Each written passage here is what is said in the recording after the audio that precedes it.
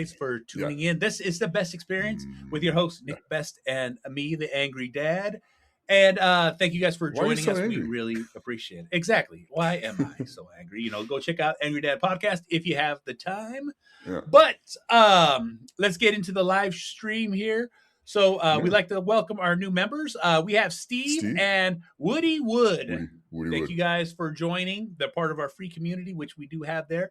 And, with our tiered community, those who are joined the tiered community actually can watch these live streams. So for those who want to join the live stream, comment, ask questions, you can send them in early. You can ask them during the live stream. We can answer them. And more, Nick answer them. And then and also being part of the live stream, you get to ask those questions, which I just mentioned. And we have 2 questions in today, and I'll hand it off to Nick there. Oh, okay. So, dear Nick, after filming The Strongest Man in History, what lessons or experience from that show has stayed with you the most, both an athlete as in person? The biggest one is you only get so many opportunities in life. So when you get that opportunity, go full go and full bore into it. I did that on the show because I had a feeling after probably our second day of filming and a couple of the executives came out there, I was just like, oh, we better do this. I'm going all out on this because I don't know. They didn't seem to really like us that much when they first met us. So I took every advantage I could as best I could and just went all out. Plus I was 50. And I mean, I don't know how many times I'm going to get to do something like that. And I just left it all on the line. I just laid it all out there, and I hope it showed. Effort is everything. Your own personality is everything. And so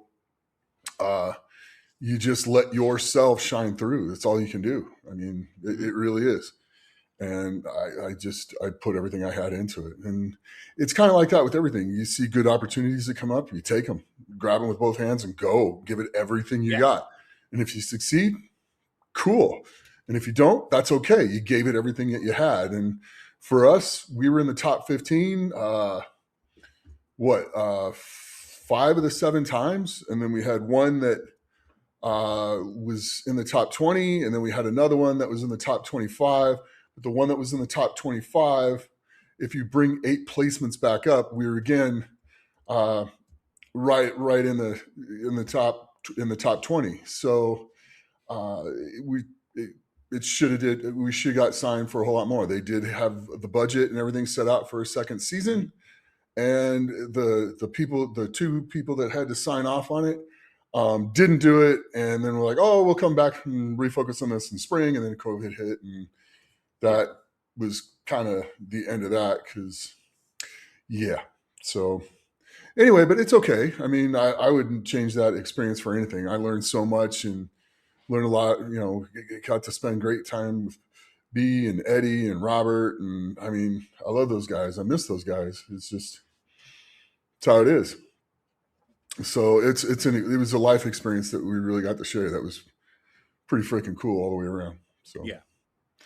Well, that's all I got to say about that. So, and then it says, Nick, as you continue to rehab from double hip replacement, everything your body has been through, what's the long-term plan for getting strong again? Are there certain lifts or strength goals you want to work back towards? Or is the priority now building different kind of strength than what you had during your competitive years? My goal is to get as strong as possible, period. I'll take whatever my body gives me and then establish my new normal, which that for me is probably going to be another 5 to 6 months at least. The extreme work for me is going to be in mobility because of the way the muscles and the tendons are very tight and very, there's a lot of trauma in there from the surgery, of course, but they're also very tight because I think the bones, when they were kind of wore out and the joints were kind of wore out, when we put the full size back in, it stretched things kind of tight. So exactly, because now you're a little taller again.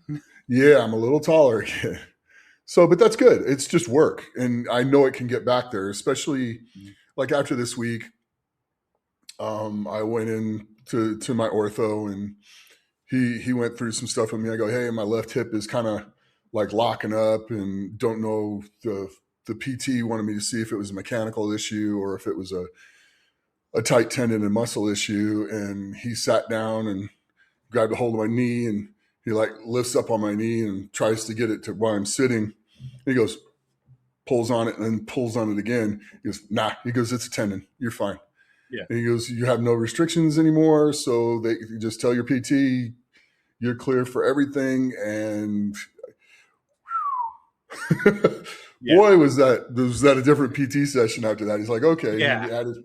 Paul added in like 4 different ones that we hadn't done yet. And it like some of it, he went from trying to be kind of like gentle and still apply pressure and stuff like that to applying a lot more force, which really got things moving a little bit. I got to 90 on my right hip and probably 80 to 80-ish on my left hip, which is way better on my left hip. Yeah.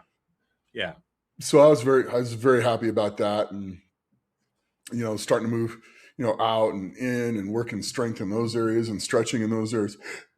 So it's just going to be a while. I just have to stay on the process and work methodically all the way through it.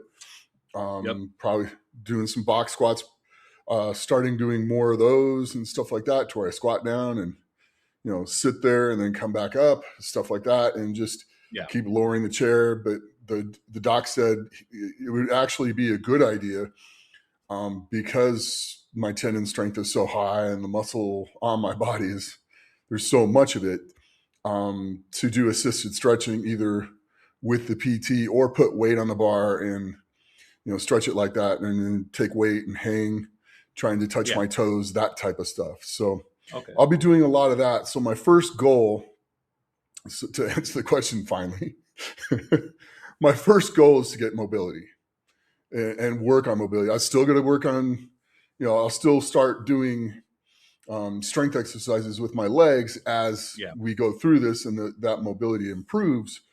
But the goal is mobility first. I want to get the mobility and then start working the strength. And then as I do that, I can see, what kind of damage it did do and it did not do to the surgery. Kind of like my lat. I mean, my lat was a pretty that was a pretty serious surgery, and it was pretty traumatic, but came through, and within a year I was back pulling 744 in a powerlifting meet. So it can be the same way, just a little bit different. Got to be a little bit more cautious. And then plus I still have to take the antibiotics for another 5.5 months orally. Yeah.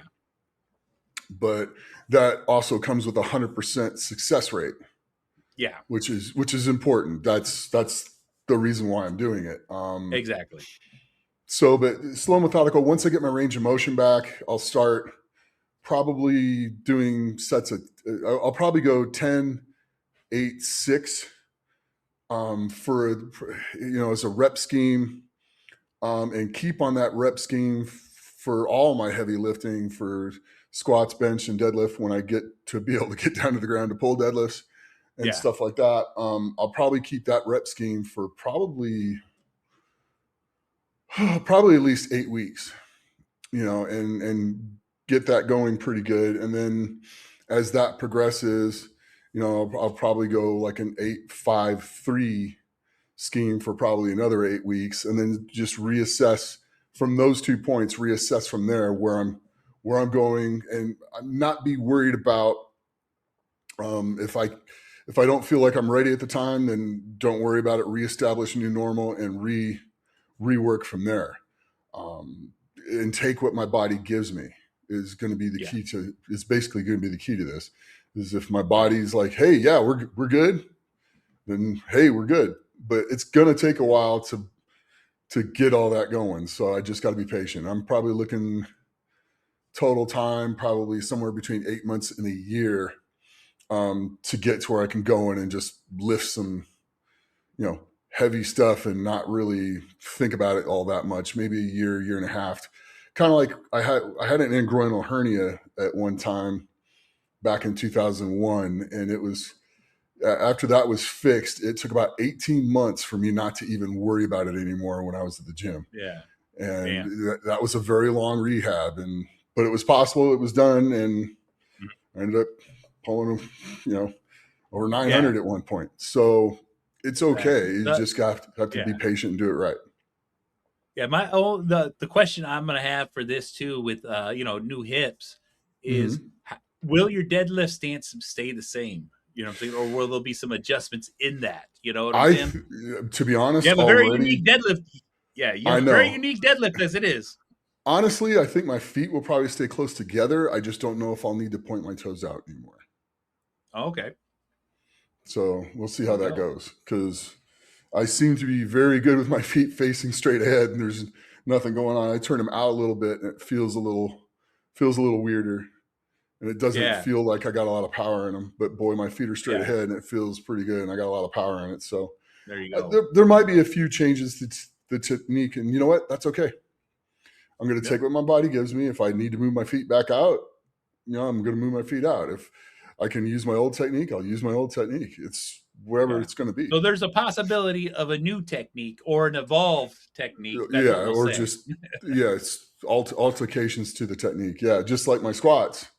I used to turn my feet out pretty good on the squats, and now as I'm doing that stuff, they're facing straight ahead, and it actually feels pretty good. So I just have to take what my body gives me and make the best of it, establish the new normal, and make the best of it from there. And then just keep improving. And it also doesn't hurt that you got someone to be able to look at a professional, one of the best to look at your techniques, you know what I'm saying, as you start squatting. It doesn't hurt that, Hooper lives here. So exactly. Mitchell Hooper lives here. That was kind of cool. He called me, went over to his house for dinner, and then we actually went to the gym first. We went to the UFC gym that's over off of Centennial and Ann. Oh, okay. And went in there and filmed some videos, which were pretty funny. Nice. and it was a lot of fun. And he got me on a couple pieces of equipment and pointed some things out. And that was actually really cool. They have a, not a glute ham machine, but the one where you swing your legs up, reverse. Yeah, the reverse hyper. Reverse hyper, yes. Yeah. Brain fart. The reverse hyper. And he had me get on there and do that single-legged, trying to get my glutes to fire better and start moving again. And boy, did that make a difference. Boy, did it make a difference. So that's something, I'll probably sneak down there. And they have an inner and outer thigh machine as well, which also made a very big impact. And it showed some weaknesses too that I need to work on after this surgery. And I was just happy I was able to step up onto the platform to get onto the thing. I was really excited about that, actually, because it's about a foot to get up there.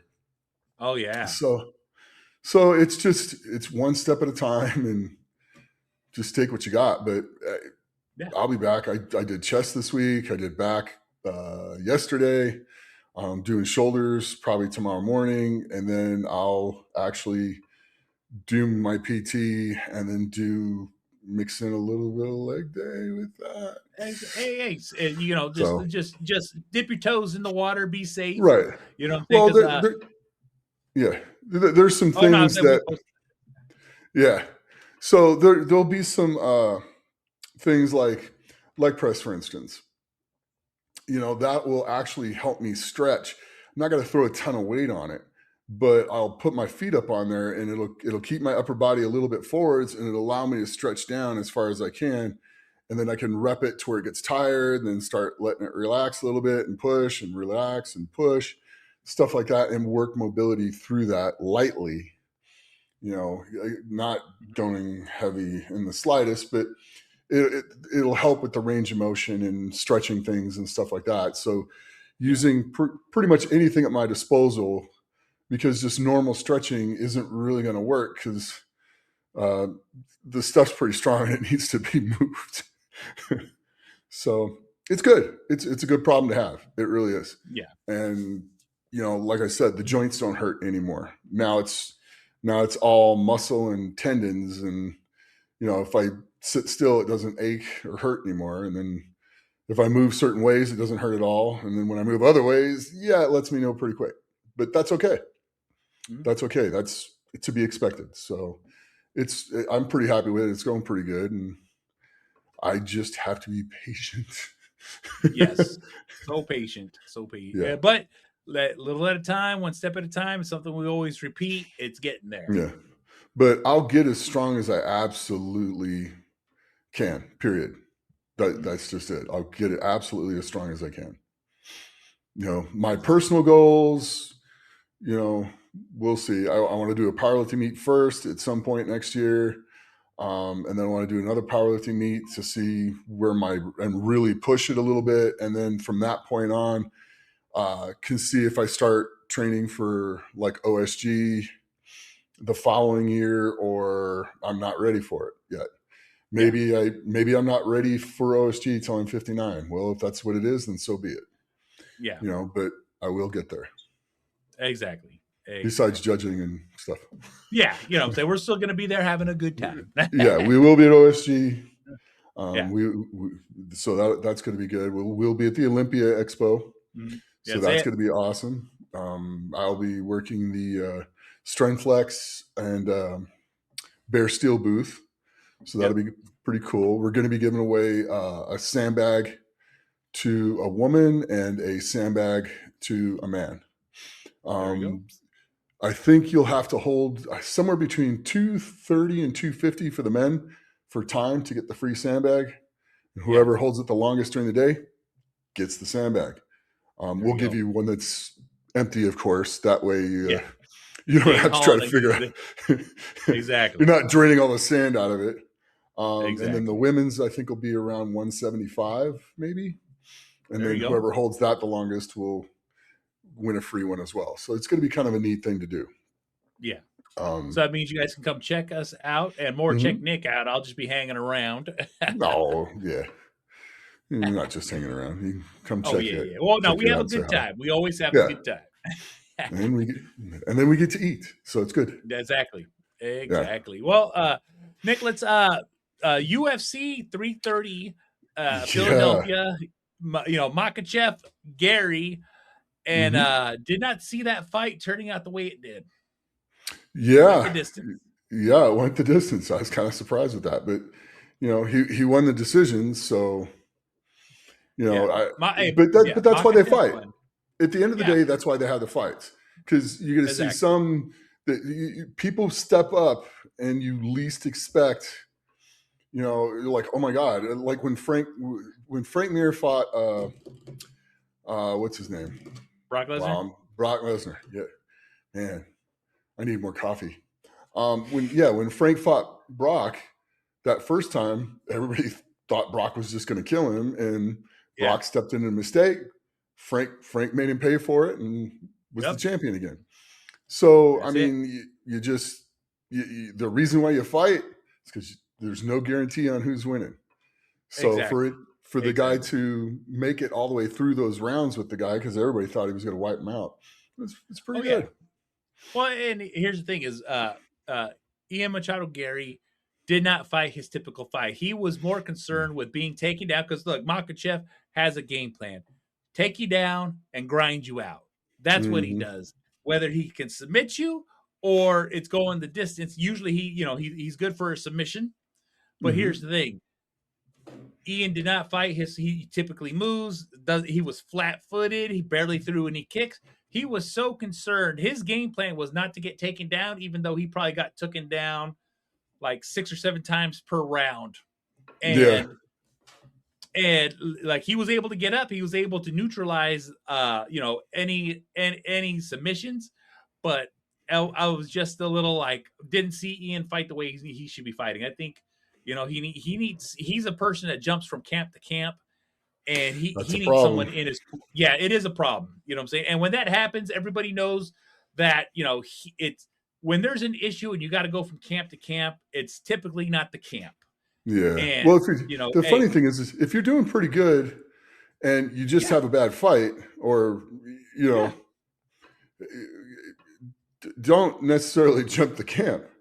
I mean, it's stay in the camp if you have 2 fights in a row where you kind of not properly prepared, then maybe start looking at that. Is that them or is that you? Yeah. Not doing the right thing. So there's a lot of things, but jumping camp to camp to camp is you're not one. The coach isn't going to get comfortable with the athlete just in one fight, just in one training camp. That's it. And then there's no ability to adapt and progress inside what their coaching is. So it just causes a lot of problems. Exactly. You know what I'm saying? And then you get all these people with different points of view. Yeah. Hey, no, dude, you need to be as strong as possible, as heavy as possible, come in right at the top of the weight limit. And the conditioning will be there as we go, because we're going to do some stuff that's really hard for conditioning as well. And so don't worry about being up at the top of the weight limit. We'll just be as strong as possible. And then, you see somebody cut 15 pounds and come in at like, instead of the heavier weight, come in like way lighter and have no power. Yeah. So, I mean, there's all kinds of different philosophies and stuff like that. Live one through to the end a couple times to really know it's not that what the issue is. It could be you just didn't execute properly, or, something weird happened. Not listening to direction. You know what I'm saying? Yeah, not being coachable. That's what it comes down to. Exactly. We've talked about numerous athletes that are like that, and Ian's a once in a lifetime athlete that can be at the top, but if you're uncoachable, unfortunately, that means you can't be at the top. There's a couple strongmen like that out there. So well, like I said, but the fights were good. The entire night was good. I watched from early prelims to main event. I'm a big UFC fan, so that's my entire day. You know what I'm saying? So I enjoyed it, and which was a lot of fun. And thank God for Paramount. I will always say no more pay-per-view. So that's nice. That's very nice. Thank you. Yeah, Dana White and the UFC and Paramount. Thank you. Exactly. So and I like the fight before that one. Oh yeah, the women's fight. Yeah, it was a good fight. It went all rounds. Yep. I was just a little disappointed on her coach retiring the way he retired and said what he said, because there was a whole controversy. I don't want to get into it, but he kind of stole even though she didn't win, it stole her title. It stole her ability, because I think it's like 5% or maybe even less than that of people get to fight for a title. She got to fight for that title. And he was like, well, that was her one and only opportunity, and she's done. And I'm just like... Yeah, exactly. I've taken her as far as she can go. And I was like, that was uncalled for. Yeah, he's apologized. He's... Yes. It doesn't matter. He's classless. It doesn't matter. Yeah. It just shows how really not that good of a coach he actually is. It's funny because you get coaches that get talented people, and then they end up having success, and then they get another person where they actually need to know their stuff because the athlete's good enough. They just need to work on some things or be properly prepared, because it just didn't look like on a strength level she was prepared to go against the other girl. The other girl was from Brazil, right? She's from Brazil, but also too, she's another on a different level competitor. Oh no, she's a freak. She's ran the gambit. Yeah, exactly. She ran the gambit. She dictated the entire fight, and she was never once not in danger. You know what I'm saying? She was never in danger. I was surprised though she didn't submit her. I was really surprised at that, because that proves how good Juliana was. You know what I'm saying? Because Juliana has the most submissions for women, and the other girl had the second most, and I think it looked like she started taking it personal. Yeah, it looked like she was starting to submit her. She was on a 5-win winning streak going into this. You know what I'm saying? So she was on a roll, and it was just her opportunity. But unfortunately, when talent works hard, exactly. When talent works hard, talent wins. When talent doesn't work hard, exactly, it doesn't work out the way you think it's going to sometimes. You know what I'm saying? She's talented. She worked hard. And she just looked like a bigger, stronger girl that just controlled everything. And that's exactly what it was. You know what I'm saying? So I enjoyed it. It was a lot of fun for me. And, that was good. And then, but let's get into the next, because Pumping Iron is a movie I remember seeing. And I saw it after I saw Conan the Barbarian, because I was completely obsessed. Yeah. And 50 years of Pumping Iron. You know what I'm saying? Ain't that crazy? Yeah. So get your tickets now for Columbus 2027. Exactly. The Arnold, March 4th through 7th. the celebration will be there this year. So it's 50 years of Pumping Iron. So exactly. And the merch. Cool. And the merch. Yes, I want to go to Columbus this year, because get into the chapel. Exactly. Oh man, I can only imagine. Like I said, in my head, I'm just imagining great T-shirts and merchandise there for sale, and for Pumping Iron and everything Arnold. And Arnold's numero uno. That's it. Oh my god. Yeah. So, Sally, remember when I promised to kill you last? That's right. What you did. I lied. Oh man, hey, Commando is completely underrated. I don't care what anybody says. It is completely underrated. People give it the Commando. The one-liners in Commando are hilarious. Let him rest. My god, he's dead tired. Yeah, dead tired. Let him rest. He's dead tired. Those circular saw blades out of that, because he threw a circular saw blade and hit the guy, and then threw an axe when it was that whole shed scene. I was like, this is the movies that I like to watch. I was like, I would like to see it with the part of the shed scene that got cut. Because there's the part where he cut off a guy's arm, and they picked up the arm and hit him with it and told him to shut up. It's like, see? We need the deleted scenes. We might have to go on YouTube and look it up later.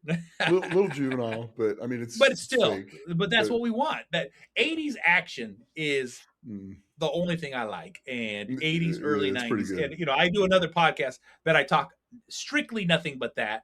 And it holds. Arnold Schwarzenegger was a big influence in the style of movie that I like to watch, because he was typecast, and I enjoyed that typecast.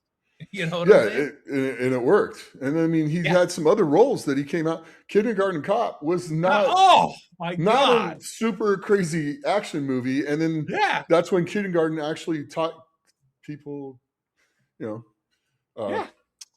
stuff about kids. Gender. So, gender. You know what I'm saying? I didn't say that.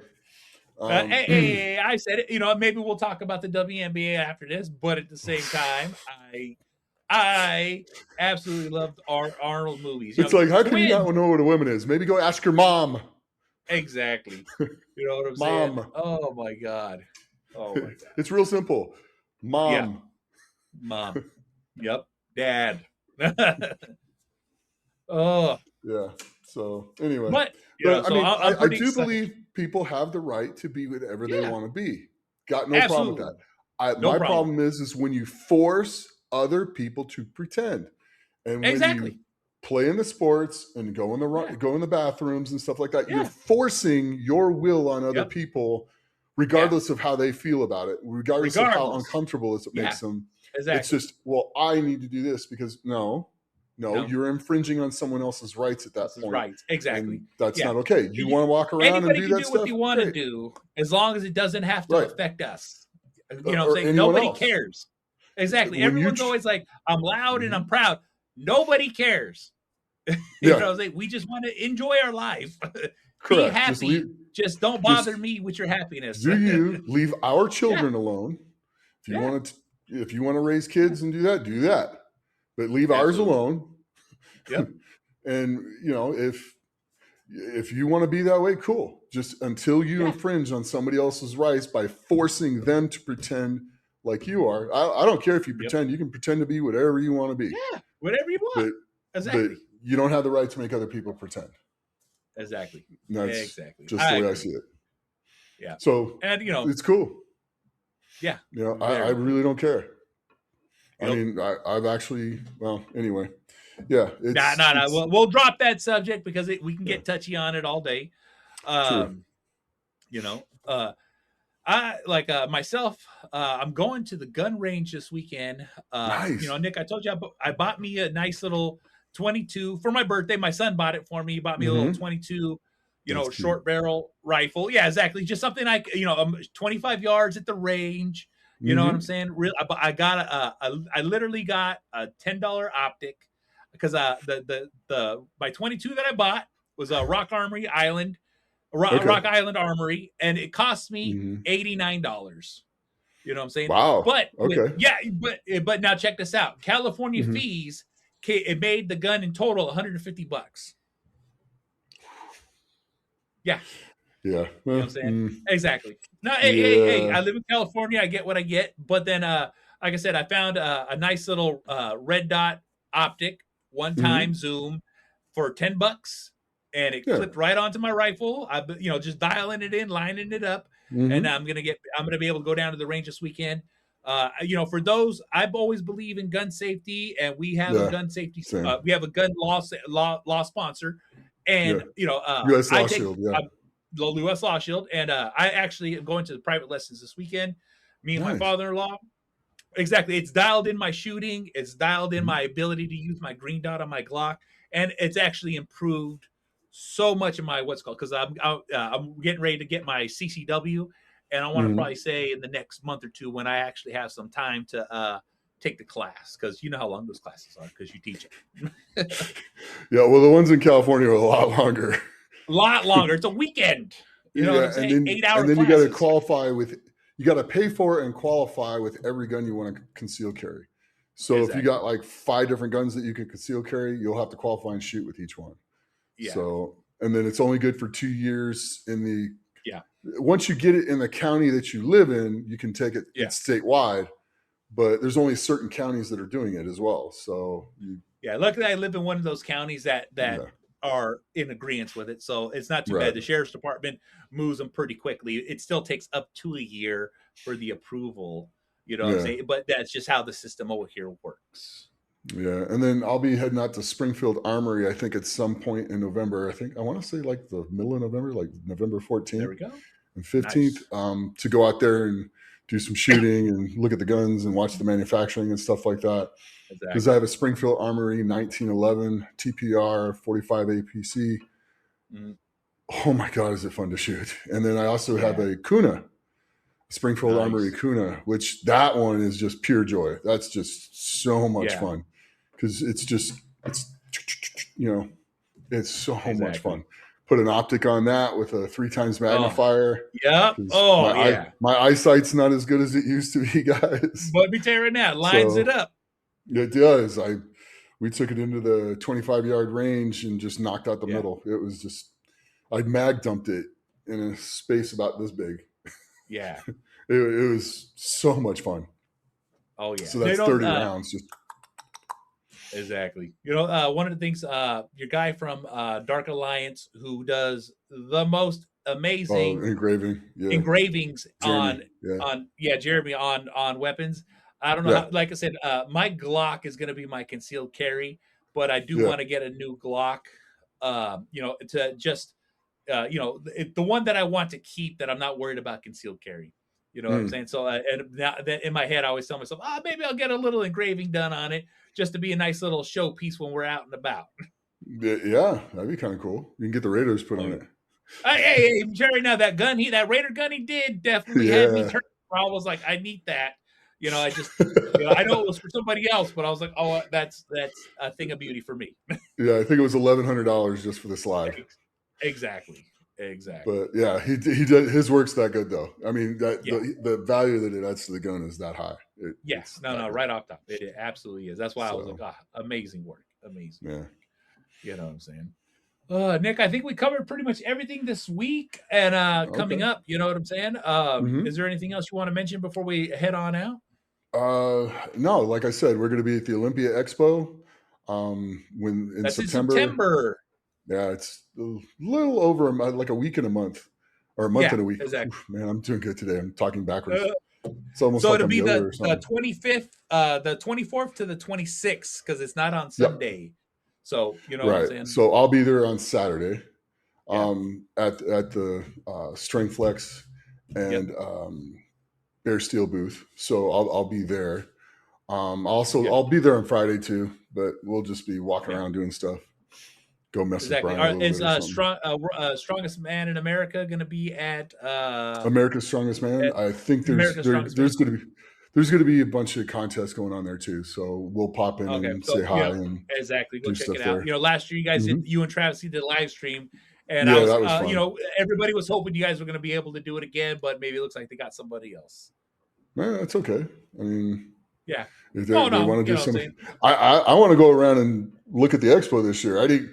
The reason why I'm not jumping up and down to go, hey, can I go do this? Can I go do that? I didn't get to see nothing last year. So I kind of like the idea that I'm working a booth one day and then the other day I'm out walking around and doing stuff because I want to see the expo and go talk to people and do things. So it'll be pretty cool. Oh yeah. So I got 5 more weeks to heal. Yep. All right. So, and then take us on that. Said November. There's a contest here in Las Vegas that's getting put on, and there's also one. I have to go to the one in Virginia, so I'll be going to that. Yeah. Oh, the Clearwater one. That's next year, though. Yeah. Oh no, there's another one. That'll be February. There's another one in November 7th on the same day as the one that's here in Vegas. But James is going to compete at that one, my training partner. Okay, so that's the one in Vegas? Mm-hmm. Nice. Yeah. James has some plans. There we go. That's what I like to hear. That's good. That's going to be fun to watch. That one's going to be crazy. So he from a 2-inch deficit, he pulled 600 pounds for 3 with no problems. And he's 6'8". So think about how squished he got into that and just pulled him like they're nothing. He's getting healthy. He's going to come there. It's not if he's going to get to 800, it's how far over 800 he's going to get. So I got to make sure that if we're going to be there, I definitely want to make sure that I'm there so we can. Yeah, I would love to get some video of that. Mm-hmm. Yep, absolutely, 100%. So that'll be good, and I think the log's like 285, so that'll be a good rep fest for the guys that are there. That should be pretty interesting. So he'll handle that pretty good as well. Problem. And his conditioning is also very good. He knows how to push himself. So it's going to be a fun contest to watch him do. So anyway, but so that's what's going on. And I hope you guys, enjoy this. Please like, share, and subscribe. Pass it on to other people. And as always, train hard, train smart, and be the best that you can be. Because at the end of the day, that's all we can really do. So go out and have a great day.